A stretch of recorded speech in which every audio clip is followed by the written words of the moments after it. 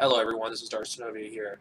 This is my last review on the multimedia Clone Wars comics, and for a while after this, it's going to be mainly TCW related comics until God knows how long. So yeah, this is where the greatness ends for the comics part of it anyway, unfortunately. So anyway, in this story, the premise is the Republic is trying to negotiate with Rendil to prevent the fleet from falling into the hands of the Separatists.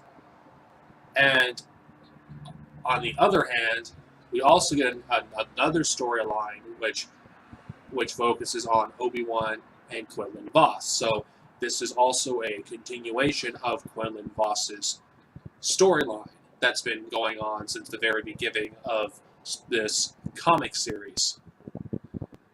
And this, we actually get to learn more about the friendship between Obi-Wan Kenobi and Quinlan Vos.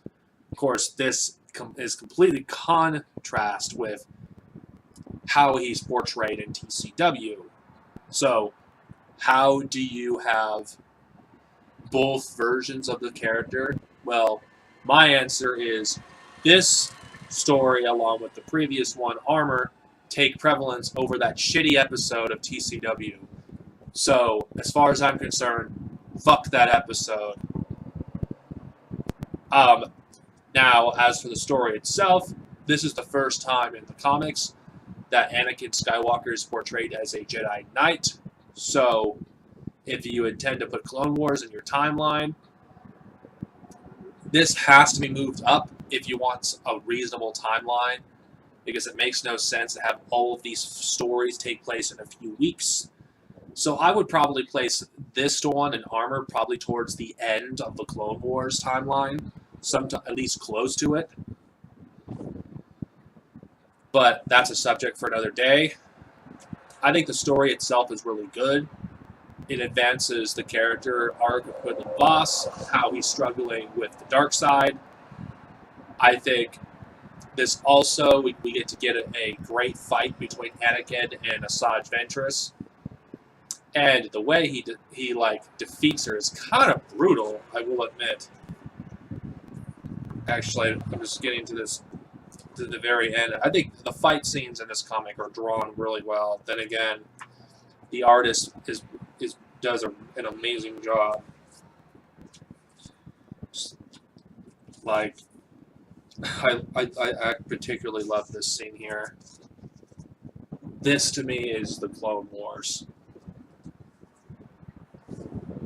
I think the writing is really good as usual. Same thing with the artwork. I mean, there isn't much for me to say about this. I think it's a good story, and luckily it's very easy to find. You can get both the first 6 of these trades in the Marvel Epic collections, relatively cheap. And you could get all these in 2 volumes. Unfortunately, the rest of the stories aren't available wildly at the moment without going digital or... Yeah, so... Yeah, I highly suggest you track these down. I don't know how many times I must say this. These comics are probably my favorite series of comics in Star Wars.